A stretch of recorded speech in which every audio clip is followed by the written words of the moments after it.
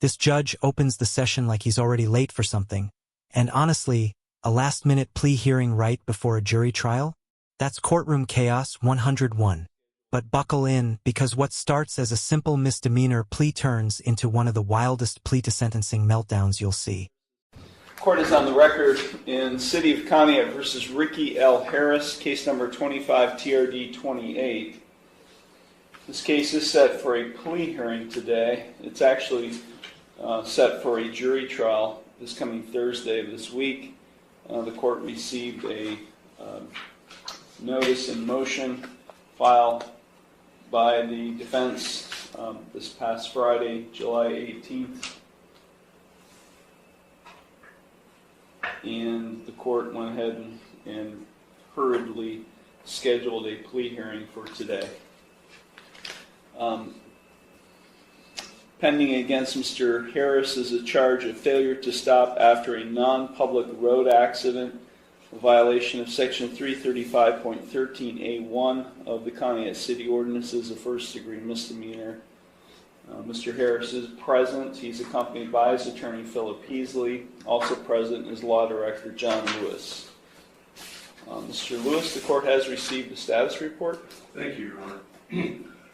The offer that we have discussed here, should the court be willing to accept this, would be an amendment of the charge to the charge of failure to stop after an accident involving the property of others. Quick legal breakdown. The amendment the prosecutor is offering sounds tiny, but it's actually huge. Removing the mandatory license suspension can be a lifesaver for working defendants. But here's the twist. As you'll see later, even without the mandatory suspension, insurance issues might force one anyway. Foreshadowing? Absolutely. Still a first-degree misdemeanor, and that is under Ordinance 335.14A. The difference between this charge and the original charge is that this charge does not carry a mandatory license suspension. I discussed this amendment with Destiny Kreider. She is the individual whose car was struck back in December 21st of 2024, actually. I discussed it with her. She was not concerned about the license suspension at all. All she's asking for is restitution for her vehicle that was damaged. I have for the court an estimate from West Penn Collision. The damage to this vehicle, which was a 2001 Chevy Blazer, was the grand total for the repairs of that vehicle would have been, the estimate that she provided to me, $6,874. And I have a copy of that for the court. I also provided one to Mr. Heasley. The Blue Book value of the vehicle as of July 16th of 2025 is $1,665, and I have a copy of that also for the court and for Mr. Heasley. So what she's asking for is restitution in the amount to the order, excuse me, $1,665. Here's your moment of financial whiplash. Repairs nearly $7,000, but the car's worth only $1,600. That's like paying full price to fix a flip phone. This mismatch is super common in court, and it always sparks debate. So question for you, should restitution be based on repair cost or the actual value of the car? Dollars in restitution. The city is recommending probation, whatever fine the court deems appropriate. The court costs along with that restitution to Ms. Kreider. She's present in the courtroom, Your Honor, and she is in agreement with the offer that I've just discussed. Thank you. Thank you.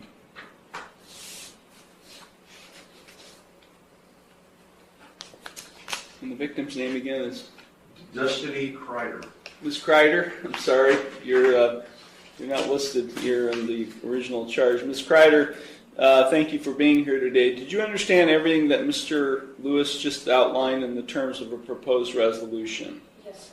And are you in favor of that proposal? Yes, sir. Thank you very much. Mr. Heasley? Thank you, Your Honor. We would express our appreciation on the record, co-counsel who is not present, Attorney Brianna Allen, and myself for the court accommodating this plea hearing, hopefully to avoid jury trials scheduled for later this week. We have discussed at length with our client, Mr. Harris, the offer. He very much wishes to resolve this matter, Your Honor, along the lines of the stated plea offer, although he is aware that this court does not have to follow such a plea agreement. The main difference being, as Mr. Lewis, I think, indicated, the difference is between a mandatory license suspension under the original statute, or in this case, Conneaut ordinance, and the amended one, which involves an accident involving property rather than something other than that. We have communicated the offer. I've communicated the offer to Mr. Harris. He's aware of his rights regarding trial, which hopefully will not be necessary, and we are prepared to proceed, Your Honor. Thank you very much with the plea. Normally, I don't allow pleas to, this late in the game. We've had 1, 2, 3, 4, I think 4, maybe 5 pre-trials or status conferences. But because the level or degree has not changed, and essentially not much has changed in the way of the plea other than what was outlined by the counsel, I will allow this plea to go forward. Judges hate late plea deals, especially this close to trial, but this one's allowing it anyway. Why? Because technically nothing about the case's severity changed. But here's what I want to know. Should courts be stricter about last-minute pleas? Or is flexibility a good thing when it avoids a full jury trial? Thank you.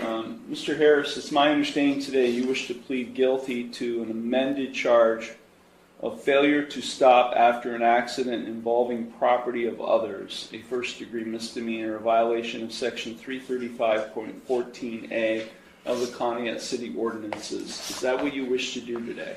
Yes. Okay, I'm going to provide to you, Mr. Heasley, a written waiver of your trial rights and right to a jury trial and acknowledgement of effective plea. If you find that document acceptable, you can sign and date at the bottom. The court does find that defendants, as I indicated, I will allow the amendment to go forward. I do find the defendant's plea of guilty to the amended charge to be knowing, voluntary, and intelligent. The court will accept the guilty plea to the amended charge, and I will therefore find him guilty of the amended offense. We will now proceed to sentencing. Mr. Heasley, is there anything you or your client would like to say at this time before I impose sentence? Thank you, Your Honor.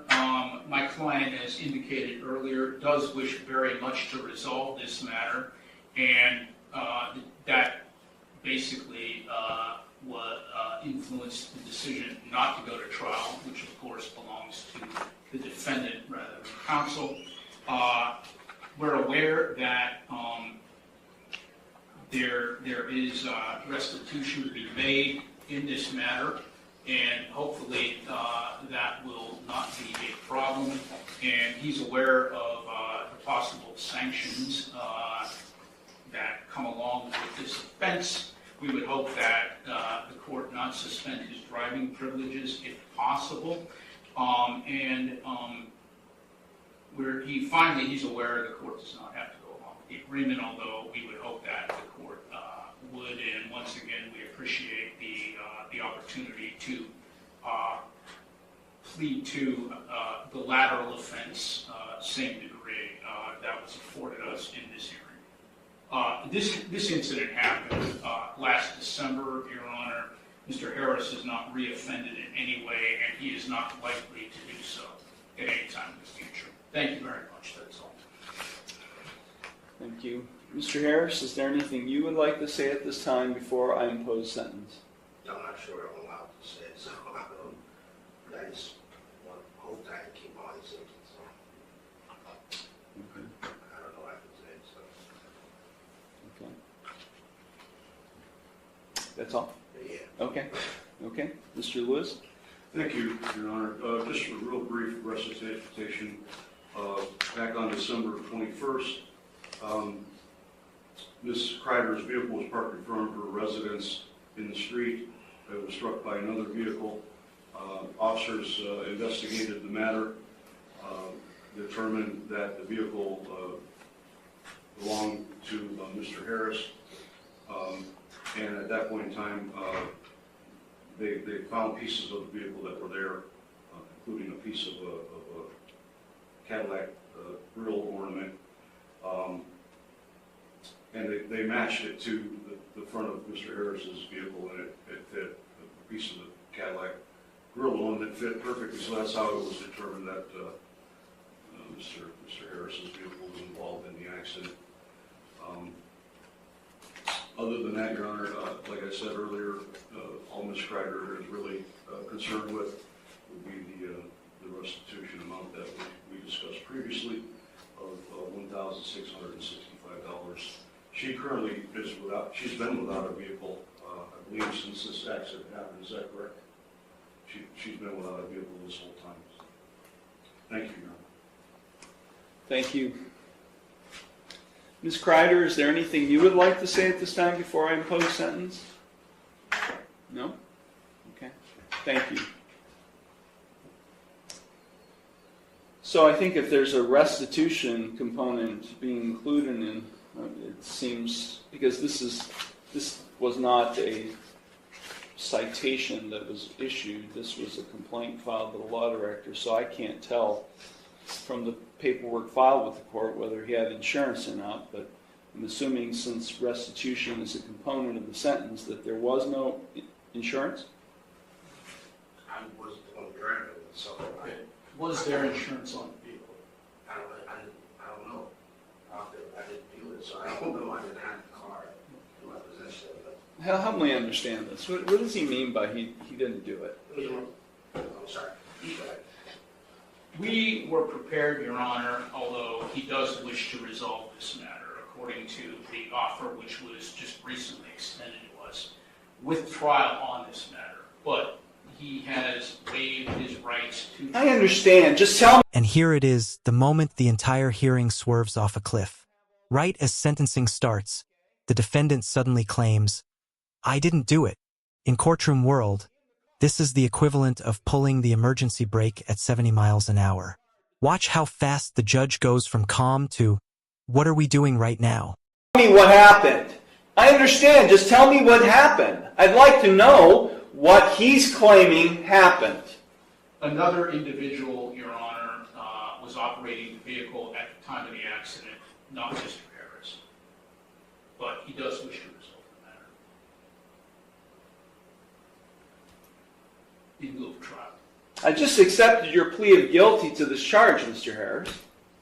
I'm now in the sentencing stage. Okay, I understand, but I'm being advised by my lawyer, so I'm not. That's what I said. I don't know what I'm allowed to say and not allowed to say. I'm trying to be respectful. The judge wanted to know regarding insurance on the vehicle, the Cadillac Escalade. I get that. I didn't have insurance on that vehicle. Whose vehicle was it? Okay, so the vehicle was in my name that I used. I let my brother have that vehicle because I was trying to help him out. It's your vehicle. It was in my name. It was his vehicle. He purchased it. He bought it.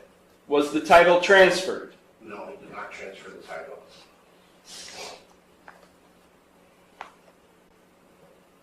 I'll continue to talk very well. You can talk to your attorney. I'm trying to pull teeth here about what happened. I mean, I'm sentencing you, and I don't have all the information. Okay? Was he in the car? No. I feel like I'm cross-examining him. Was he in the car at the time? No, sir. Okay. So, here's what I'm getting at, Mr. Heasley, specifically for you. If he pleads to a charge where he's operating a vehicle in an accident, and he's not able to provide proof of insurance on the vehicle he was driving, what happens? It's a non-compliance suspension with the Bureau of Motor Vehicles. Right? I mean, I know this amendment was all about trying to avoid a license suspension, but if he pleads guilty to operation and he's not able to provide proof of insurance, then it's a non-compliance suspension. Right? Yes, sir. Do you have the restitution to pay today? How long will it take you to get it, Mr. Harris? Around about a month, maybe a month. This case has been pending since December. You haven't been setting any money aside for that possible consequence? I'm living paycheck to paycheck. Okay. I have 5 kids. I'm sorry, Mr. Harris, but asking take a look behind you. I didn't do it You just pled guilty to it. because I'm being advised by my attorney. I asked last time I was here, I asked if I could talk. No one's letting me talk. Well, we've got an appeal issue right now. We got an ineffective assistance of counsel claim right now.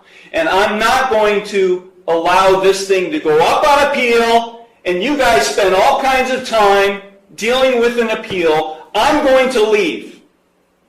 And you guys are going to talk about this, and then we're going to resolve it, because I'm not sentencing right now. Because I'm not going to allow you to waste your time having to deal with an appeal on an ineffective assistance of counsel claim. This case is going to a jury trial. I'm vacating the conviction. This case is going to a jury trial on Thursday. You want your trial? You got it, Mr. Harris. This case is being vacated. I'm sorry, Ms. Kreider. This case is going forward to a jury trial. I'm vacating the conviction, and we are not proceeding the sentence. This is